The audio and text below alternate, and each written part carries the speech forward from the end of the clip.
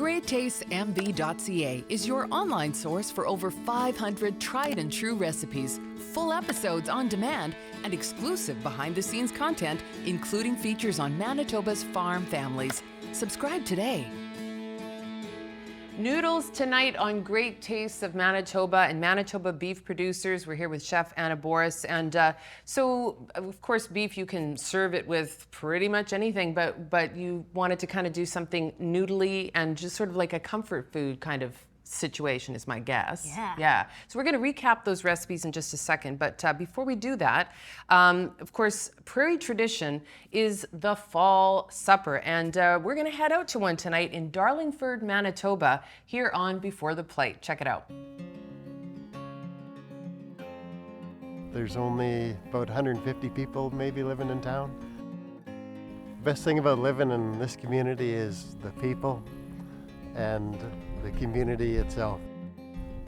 I can't see myself living anywhere else. My name is Glenn Lowry. I'm from Darlingford, Manitoba, and I'm a cow-calf producer. We moved into the old farmhouse. It was built in 1915, and we raised our 3 boys there. Everything that we do here on the farm is very much geared toward protecting what we have here, this diamond in the rough that we call home. And we try to produce the healthiest product that we can for the consumers of Manitoba and Canada. My philosophy is to try and raise as much grass per square foot on every piece of the land that we can. And doing that, try to keep our land healthy, cows healthy, me happy. The grazing system we use is called mob grazing. So basically what I do is I move the cows every day.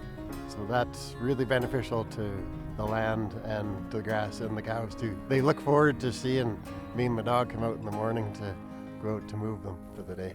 The longer we can leave the cows out, actually they are on the land 365 days of the year. They're either getting fed hay by bale grazing or bale rings, however I see fit, or grazing throughout the entire year, which is incredible. That keeps all the nutrients from the cattle out on the land where it needs to be. The research project, we've teamed up with Agriculture Agri-Food Canada, a guy named Dr. Aaron Glenn, and what we're doing is research on the amount of carbon sequestration from the atmosphere to the ground compared to the methane that's expelled by the cows. And we've done that. I think this is our 4th year, and so far the benefits are very good. The uptake of carbon so far has been very positive compared to the methane release of the cows. We like farming in tandem with nature because working against Mother Nature never works, so we've adapted. We used to calve earlier in the wintertime, and I kept getting later and later. So now calving on grass is very nice. Farming in a sustainable way, I think that the people before us probably tried to do the exact same thing. And I think we owe them that. And we owe that to our future, to farm so it's still here. And the environment is changing so much that I think we have to change too and move in time so it's still here.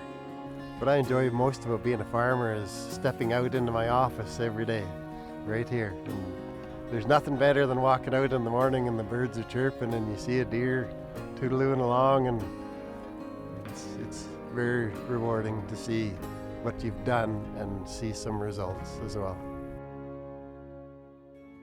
We got married in 1988, and since then we've been on our local hall committee.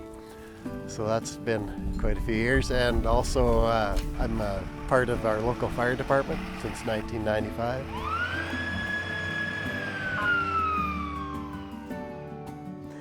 The Darlingford Fall Supper has a long history. We usually plan for around 400 people. Sometimes we feed more than that, sometimes less than that. It's a great fundraiser for our hall.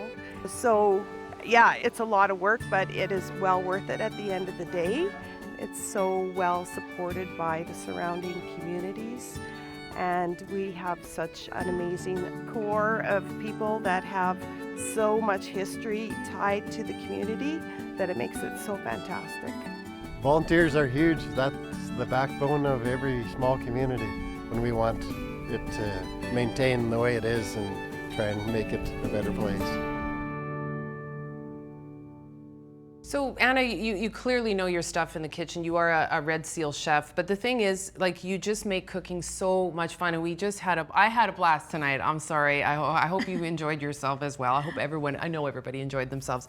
And so all of these recipes they're cozy, but really relatively easy to make. So let's walk through what we did tonight. That's right. So we started with that slow braised short rib ragu with that pappardelle pasta, and you can totally use rigatoni, other pastas if you want. It's great for fall supper, like you mentioned. And then we moved on to that beef pad thai, super cozy, really tasty, and just bursting with flavors. Yeah, and so of course one of the cool things about season 34 is that we're doing this online bonus content, and you're always coming up with these really wicked creations, and you've got something very special that's we're going to be putting online. So tell us about that. Yeah, so that is a beef and broccoli kind of ramen dish. It's actually my sister-in-law, Nikki, that inspired me, and I made it for my grandparents last weekend and loved it. It's super easy, and it's a favorite. And it's like ramen from the package. That's right. Right on. Okay, Yeah. Love it. I love it, right? That's great. So check out the recipes, try them, tell us how they went for you. We'd love to hear from you. We're on all the social media channels, Twitter, Facebook, Instagram, and of course, every recipe can be found online at greattastemb.ca. We have so much fun with you on Saturday night, and we hope you'll join us again next week on Great Taste of Manitoba. Great Tastes of Manitoba. Brought to you in part by Manitoba's farmers and ranchers. Local farms, local foods.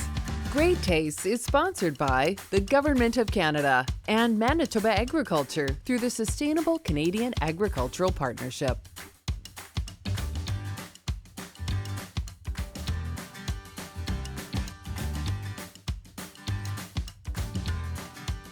Great Tastes of Manitoba, proudly representing Manitoba farmers since 1991. Local farms, local foods. Great Tastes is produced by Frank Digital.